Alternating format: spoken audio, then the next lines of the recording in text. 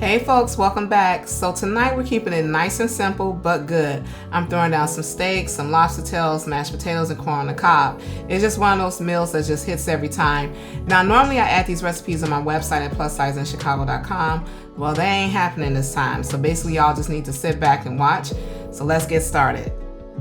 Now I have some water on the stove. I am getting that to a boil, so I have it like on a high heat. And while that's getting itself together, I have about maybe 9 to 10 potatoes that I'm going to wash off, and I'm going to cut those up. So like in big chunks so that the boiling process is faster instead of like boiling the full whole potato. So I'm just going to cut those up in chunks.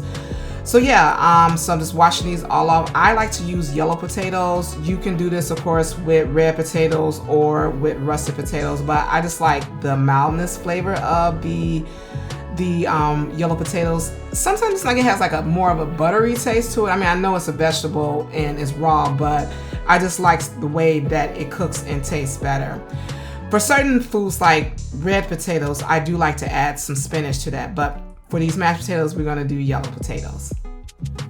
Now, once I get all of these potatoes in the pot, I am going to let those boil. But before doing that, I'm going to add some sea salt to it. So you can add, kosher salt or even like a pink salt, but I just want to add the salt to it, just so that that flavor is on the potatoes. Kind of like when you add salt to your water when you are doing pasta. So I'm gonna let that boil for approximately like 20 minutes. Now the next thing I'm getting together is the corn on the cob. So I got this corn from my local grocery store. It was already in a package. And basically what I'm doing is just chopping these up into halves. I'm gonna rinse them off, and I'm going to have those boiling in a pan also. Now, the only thing I hate about fresh corn is the stringy stuff that's on the corn. I know that's from the husk, but that's the only thing that annoys me. One of the things that you don't have to deal with that is when you're using frozen corn. But I'm going to be using the fresh corn on the cob for this recipe. Now, the next thing I'm going to be doing is getting my lobster tails together. So while all of that is boiling and getting itself together, I'm going to prep the lobster tails. Now, lobster tails, I love to eat them, but to be honest with you, I hate the prep for making the lobster tails. Now, I know some people, they just rinse off the lobster and they put it in a pan, cook it, and they're good. Now, me, on the other hand, I don't like it's not really, I guess, like the tentacles that the lobsters use when they're walking. I don't like that part. So I like to cut that off. And it took me a while to be able to do this. I used to be so grossed out with doing this, but with me wearing my gloves, I'm able to get around that grossness. And I just clip the tentacles, or whatever you want to call those, with some very sharp kitchen scissors. So once I clip all that off, I'm going to do that with both lobster tails. I rinse it off, and I'm going to pat that dry before adding the seasonings. Now with lobster tails, you can cook them multiple ways. So of course you can boil them, you can also broil them, and you can bake them, or you can just chop up the meat on the inside and, sear it, or add it into like different recipes like stir fry or macaroni and cheese, things of that nature. But for this particular recipe, I'm just going to be baking the lobster tails.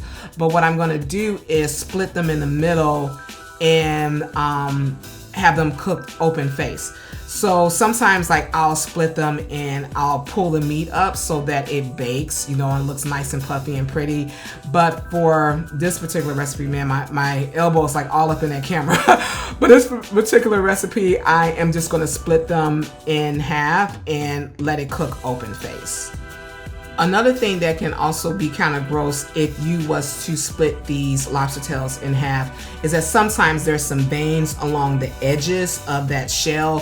So you want to make sure that you clean that out too. But thankfully with these particular lobster tails, I didn't have to deal with that, because that's another thing that grosses me out too. So you will rarely see me make lobster tails on any of my cooking videos, because I don't want to have to deal with all of that. But thankfully, these ended up being nice and clean once I was able to split them open. The other thing is like for this particular style of the lobster tails, when I crack them, I do my best not to cut it all the way through the bottom. However, you can do that, but for this particular style, I just cut it right before it got to the bottom part of that shell. So I'm patting these dry, and I'm going to get them prepped before adding them to a cast iron skillet. So the seasonings that I'm going to be using is a seafood seasoning that I got from the Key West Spice Company. I found that seasoning when I was actually in Key West, and they have really good seasonings and products on their website. I do have a link to that in the video description, so you can find it on my Amazon influencer page and just look for that Key West Spice Company seasoning. So I'm using the most southernest blend as well as the Island Grill. I'm like almost out of that Island Grill, so I will be buying that this weekend. But yeah, so I'm just adding olive oil to the lobster tails as well as the seasoning, and I'm gonna coat it on both sides. And just rub it in a little bit. You know, again, I have the gloves on, so I'm not feeling as gross as I normally would when making lobster tails. So again, just seasoning it very well on both sides. Now, some people will add butter to their lobster tails while they're cooking it. I am actually cooking with a lot of butter in this meal between the mashed potatoes as well as the corn on the cob. So I opted not to add butter to the lobster tails while I'm baking it, but I will be melting some later, and I will dip the lobster tails into that butter. So that'll be enough butter for me and my tummy. So with this cast iron skillet, I've added some olive oil to the bottom of it. I also am adding these lobster tails. The stove has been preheated to 400 degrees Fahrenheit, and I'll be baking that for 30 minutes. Now let's get on to the steak. The steak, those are New York strip steaks. So I washed them off, patted them dry, added some olive oil, and I'm gonna be using the Kinder's Brazilian steak seasoning. I love that seasoning. And I'm also gonna be using the last of that Key West Spice Company Island Grill seasoning. So it's a seasoning combo. And actually both of those seasonings, again, is on my Amazon influencer page. So if you click the link in my video description, it'll take you to the kitchen area of my Amazon page, and you can just search for that seasoning, click on it. I only get like a percentage of the commission of that sale if you purchase from that link, but you're not paying anything extra if you click on that link. So yeah, so seasoning both sides of these New York strip steaks. I am gonna also cook that on top of the stove. Normally I would have broiled it, but because I'm using the oven to bake those lobster tails, I will be cooking these New York strip steaks on top of the stove. Let's get the cast iron skillet ready. So I'm adding some olive oil to this. This pan has been heating up for at least a good 4 to 5 minutes. So I am adding some olive oil to it. I'm also going to add some butter, and I'm going to add some minced garlic that I have chopped up like on the previous day. Now, this is going to saute for about 1 minute before I add the steaks to it. Now, when I add these steaks, I'm going to let them cook on a medium heat for about 5 minutes. Then I'm going to flip them over, and they're going to cook again for 5 minutes. I'm going to flip them over every 5 minutes until it has cooked for 25 minutes total. And that's because I like my steaks well done. I don't like to have pink in there. Sometimes a little pink is okay, but my preference is well done. Now, when I make these steaks, they're not going to be super tough like you see some people doing like on SNL. But yeah, so I'm going to cook those for about 25 minutes. Now, here we are with the corn. I've also added some butter, some olive oil, and some minced garlic to this pan. And I'm adding my corn on the cob into that pan. And I'm going to let that saute a little bit inside the pan. I'm going to be adding one of my favorite seasonings from Spanglish Asadero, which is their elote seasoning. This is also can be found on my Amazon influencer page too when you click in the kitchen section. So I'm just adding some of that seasoning onto the corn, but I'm also going to like stir the corn into the pan so that it's getting all that butter and also the garlic that I've added to the pan. If you are not a garlic fan, of course you don't have to add garlic to that, but it's kind of like making your own homemade garlic butter. So that's what I've done there.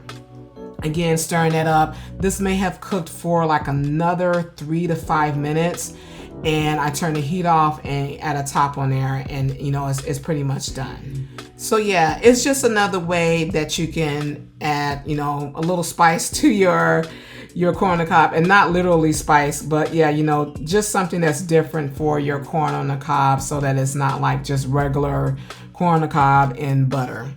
So yeah, it looks pretty, and it's very tasty too. So I hope you like that particular recipe for that corn on the cob.